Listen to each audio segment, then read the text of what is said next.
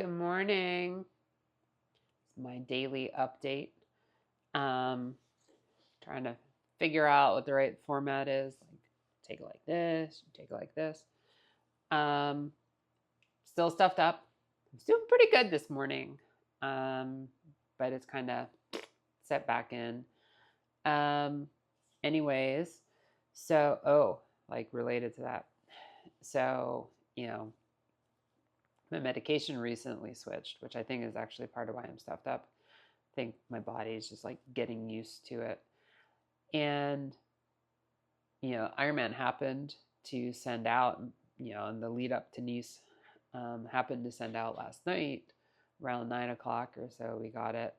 The reminder of, basically telling everyone, like, hey, um, even if you're an age group athlete, which is most of us, um, you're still subject to the anti doping policies.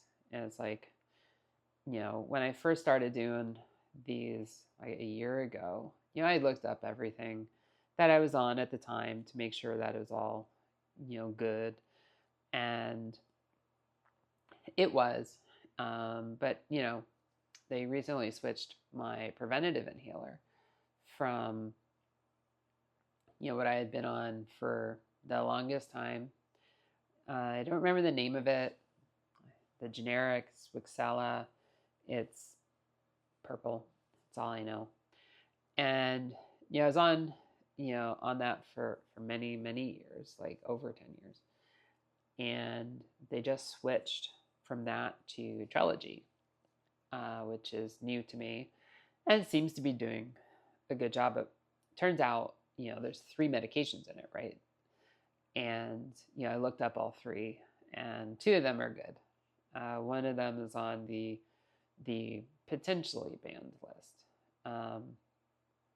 It's banned for all consumption paths except for in this particular inhaler and in the specific dosage that this inhaler has.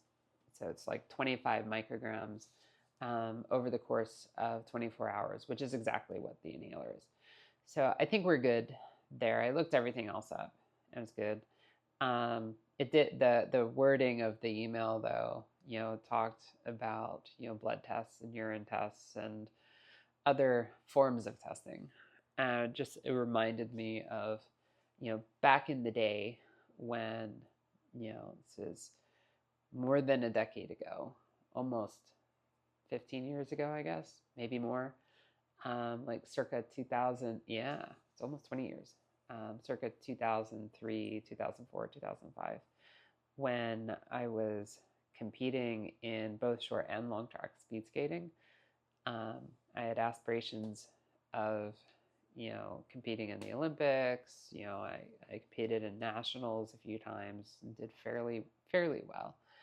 And, um, those, if you podiumed, you were getting tested in many of the races. So it was just kind of one of those like throwbacks. Anyways, so the agenda for today is, I in a few minutes need to hop online and register Ashton for the Disney Springtime Surprise race. He's going to be doing the challenge, which is 5K, 10K half, or sorry, 5K, 10K, 10 miler. And that one, that's at Disney at the end of April. This year is the beginning of May. He's done this particular race weekend every year since its inception. That was actually when he did his very first 10K. And he's come so far. That first 10K, he struggled. I had told him ahead of time, I'm like, it's only 10K. It's just two 5Ks back to back. And he ran his heart out on the first 5K. And at mile 3.4, going up an overpass, which is it's pretty steep overpass, but going up the overpass, he's like, Mom, my leg hurts. And it turns out he was talking about his feet because, for whatever reason, he has decided that anything that's below the hips is his leg, regardless of whether it's his quad, his knee, his hamstring, his calf, his foot, his ankle, like you name it. It's all just his leg. Anyways, so we're going to be doing that again, assuming that we're able to get in. Registering for that is always super stressful. Although Springtime Surprise isn't as bad as some of the other weekends. Then I have 2 hours on Alpe du Zwift, which is a very significant hill climb on the trainer. Last time I did that, I think it took me like maybe an hour and 20 minutes, give or take, to get to the top. I think it's 6 or 7 miles, if I remember right. This time, the plan is probably to be a little bit more on the attack than last time. My plan calls for 70 to 90% FTP. So it's going to suck a little bit. But then, depending on how long it takes, ride back down to the bottom, turn around, and continue the climb up until I hit 2 hours. So I'm expecting to get probably up it once and maybe a third of the way back up again. So we'll see. We'll see how that goes. I did go out this morning for an off-plan ride with some friends. Not super hard, not super fast, but also like 22 point something miles is not trivial either. And around here you can't ride anywhere without hitting elevation. So I think in the 22 is probably around 1,000 feet. And it was funny because get to the top, we're heading back only like a couple miles from the house.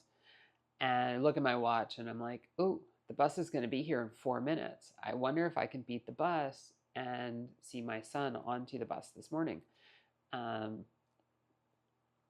don't have the kids on Mondays and Tuesdays most weeks, but they usually get on the bus here instead of getting dropped off directly at the school. So I put a little bit more effort into it. And if you look at my Strava, you'll see it's like nice and kind of relaxed, and then boom, 300 watts for like 2 miles. And so I did beat the bus by maybe a minute, and then the bus was like 2 minutes late. So got to spend a few minutes with Ashton before he got on the bus. And then tonight is back to school night for the 6th grade center. So we'll go there and hopefully meet the teachers that Addison has. In the meantime, wish me luck for success with this Run Disney registration. It's always a stressful moment. Generally successful, but there have been years where didn't quite get all the races in that we wanted. But we'll see. Hopefully, he'll be very disappointed if I don't, because he's done this so many times, and I'm sure there'll be more